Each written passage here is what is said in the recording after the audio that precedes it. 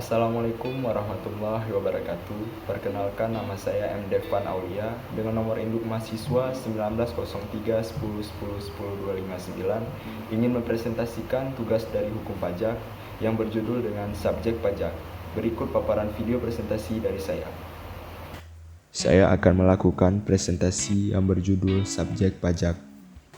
Subjek pajak adalah orang atau badan yang melakukan kegiatan usaha atau yang melakukan tindakan hukum terhadap pihak lain yang mempunyai harta kekayaan yang menurut peraturan perundang-undangan perpajakan berkewajiban melaksanakan kewajiban formil dan material.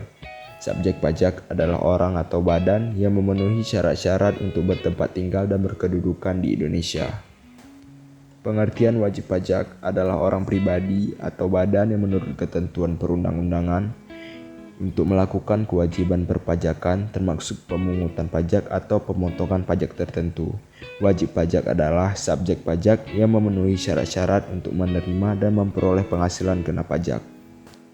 Yang menjadi subjek pajak menurut pasal 2 ayat 1 adalah yang pertama orang pribadi, yang kedua warisan yang belum terbagi sebagai satu kesatuan, yang ketiga adalah badan, yang keempat adalah bentuk usaha tetap.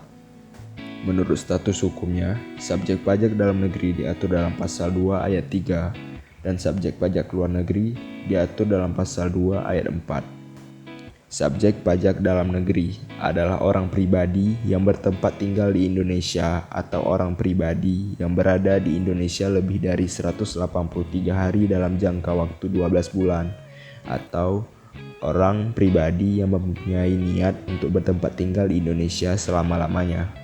Selanjutnya adalah subjek pajak luar negeri.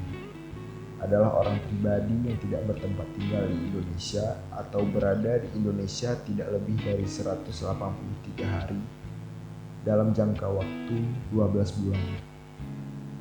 Berakhir menjadi subjek pajak dalam negeri adalah saat orang pribadi meninggal dunia, saat orang pribadi meninggalkan Indonesia untuk selama-lamanya, untuk badan usaha yaitu berakhir pada saat badan itu bubar, untuk warisan itu terbagi. Subjek pajak yang dikecualikan. Yang pertama adalah badan perwakilan negara asing, yang kedua adalah pejabat-pejabat perwakilan diplomat dan konsulat dari negara lain, yang ketiga adalah organisasi-organisasi internasional yang ditetapkan oleh Menteri Keuangan. Yang keempat adalah pejabat-pejabat perwakilan organisasi internasional. Sekian dari saya. Wassalamualaikum warahmatullahi wabarakatuh.